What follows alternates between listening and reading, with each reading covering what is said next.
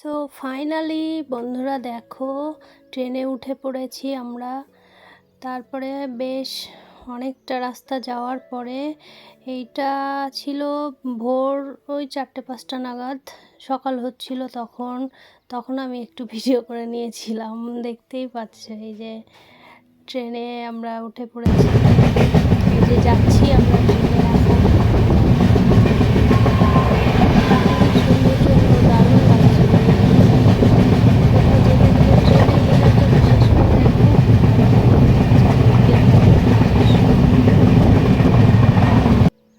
তারপরে মর্নিং হয়ে গেছিলো, এই যে হাওড়াতে ঢুকছিল তখন আমরা চা খেয়ে নিয়েছিলাম। এই যে চা বিস্কুট খেয়ে নিয়েছিলাম। হাওড়ায় ঢুকেছিল তখন ট্রেনটায়, যে হাওড়া স্টেশন। তারপরে হাওড়াতে বেশ অনেক টাইম দাঁড়িয়েছিল। তারপরে আবার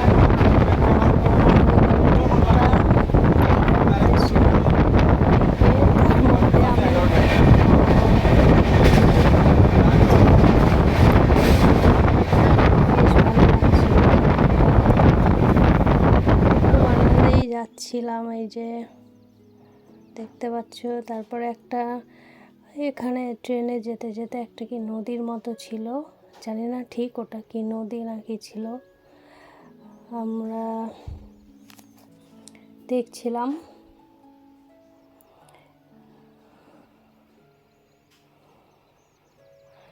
মালদা থেকে দীঘা বহু রাস্তা, অনেক ডিস্টেন্স। মনে হয় এই তো দীঘা বাড়ির কাছেই, কিন্তু যেতে গেলে জার্নি আর শেষ হয় না। সারা রাত জেগে থাকার পরে সকালবেলা এই যে আবার যাচ্ছি।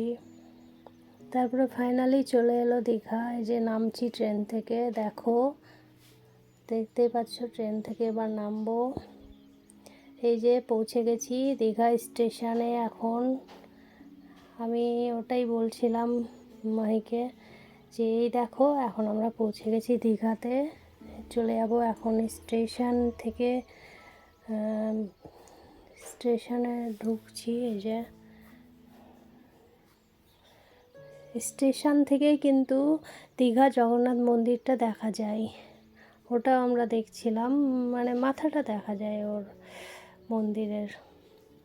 তারপরে দীঘার স্টেশনটা ভীষণ সুন্দর, চারিদিকে গাছ ছিল, কত সুন্দর।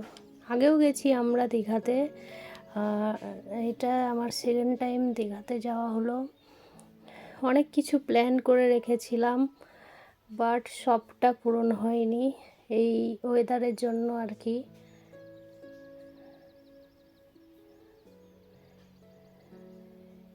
এই যে দেখো স্টেশনে ঢুকছি, এবার বেরোবো স্টেশন থেকে। স্টেশন থেকে বেরোনোর পরে তারপরে একটা টোটো করে নিয়েছিলাম হোটেলে যাওয়ার জন্য।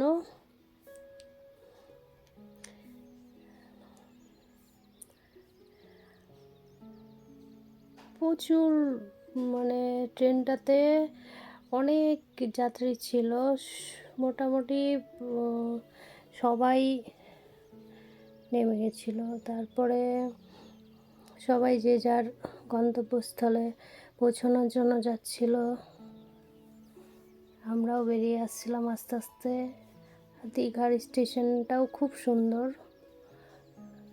এই যে ওই সাইডটায় কি যেন একটা সুন্দর গাছ ছিল, ওটার আমার ছবি নেওয়া হয়নি, ঝাউ গাছের মতো কি একটা গাছ ছিল। এই যে ফাইনালি চলে এলাম হোটেলে। তারপরে যেগুলো রুলস থাকে, check out form fill up করে নিচ্ছে। হোটেল আমাদের আগে থেকে বুকিং ছিল। সো ভিডিওটা এই পর্যন্তই থাকলো, দেখা হচ্ছে নেক্সট ভিডিওতে। টাটা।